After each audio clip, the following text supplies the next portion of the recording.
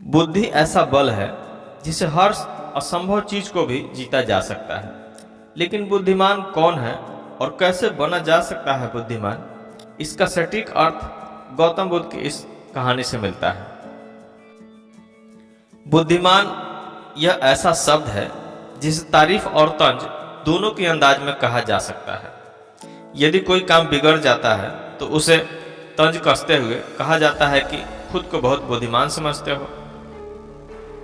यदि वही कार्य को सफलतापूर्वक कर दिया जाता है या किसी मुश्किल परिस्थिति का हल निकाल लिया जाता है तो हम कहते हैं बहुत बुद्धिमान हो।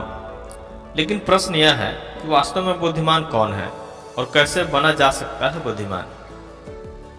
बौद्ध धर्म के संस्थापक महात्मा गौतम बुद्ध के विचार और कहानियों से व्यक्ति को प्रेरणा मिलती है। गौतम बुद्ध के जीवन से जुड़ी ऐसी एक नहीं बल्कि कई कहानियां हैं जिससे कई समस्याओं का हल मिलता है। इन्हीं में एक है बुद्धिमान होने की परिभाषा। बुद्धिमान की परिभाषा और इसका सही अर्थ गौतम बुद्ध के जीवन से जुड़ी एक कहानी पर आधारित है। तो बने रहिए इस वीडियो में आगे। एक गांव में एक लड़का रहता था जिसका दिमाग बहुत तेज था। उसकी यह खासियत थी कि वह किसी भी चीज को बहुत ही आसानी और कम समय में सीख लेता था, जबकि उसी चीज को सीखने और समझने के लिए अन्य लोगों को काफी समय लग जाता था। लड़की की यह ख्याति दूर दूर तक फैल गई। सभी लड़के की तारीफ में कहने लगे कि उसके जितना बुद्धिमान और कोई नहीं। लड़का चित्रकारी, मूर्ति बनाना, गीत गाना जैसे अन्य कई चीजों को जानता था। अपनी प्रसिद्धि को बढ़ाने के लिए वह अन्य काम और चीजों को भी सीखने लगा। इस तरह से उसे अपनी बुद्धिमत्ता पर अहंकार हो गया, क्योंकि वह साधारण व्यक्ति होकर कई असाधारण काम भी आसानी से करने लगा था। एक दिन उस लड़के का सामना भगवान गौतम बुद्ध से हुआ। लड़के को खुद पर खूब अहंकार था और इस कारण उसे किसी से ईर्ष्या नहीं होती थी, क्योंकि वह खुद को ही श्रेष्ठ समझता था। लेकिन पहली बार उसे गौतम बुद्ध को देखा और ईर्ष्या हुई और वह अपनी तुलना बुद्ध के साथ करने लगा। वहां मौजूद सभी लोग गौतम बुद्ध का सम्मान कर रहे थे। लड़का सोचने लगा कि आखिर इनमें ऐसा क्या है जो मुझ में नहीं है, जिस कारण मेरे भीतर इनके प्रति ईर्ष्या पैदा हो गई है।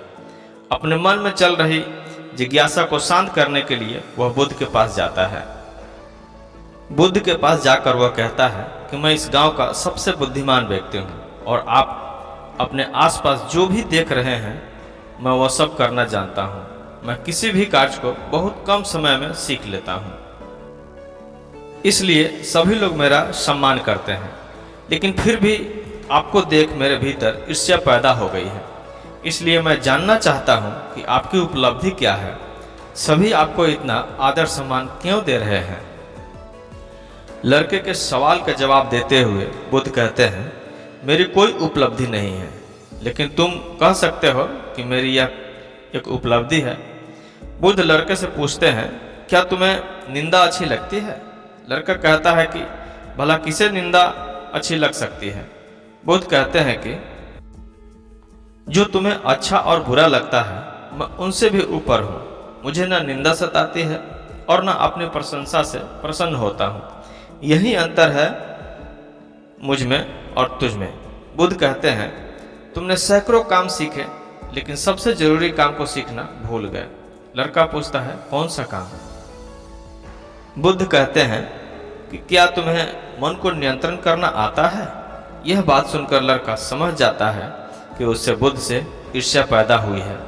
बुद्ध कहते हैं, जिसने संपूर्ण जगत को जीत लिया लेकिन अपने मन को नहीं जीत पाया उसने कुछ भी नहीं जीता। वहीं जिसने अपने मन को जीत लिया लेकिन अपना सब कुछ गंवा दिया फिर भी उसने सब कुछ जीत लिया।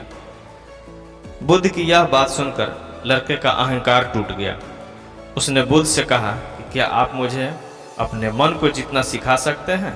बुद्ध कहते हैं, हाँ जरूर, लेकिन इसके लिए मैं तुम्हारी सभी उपलब्धियां छीन लूंगा। लड़का कहता है कि मैं तैयार हूँ। इसके बाद से ही लड़का ध्यान लगाने लगता है, क्योंकि ध्यान से ही मन को वश में किया जा सकता है।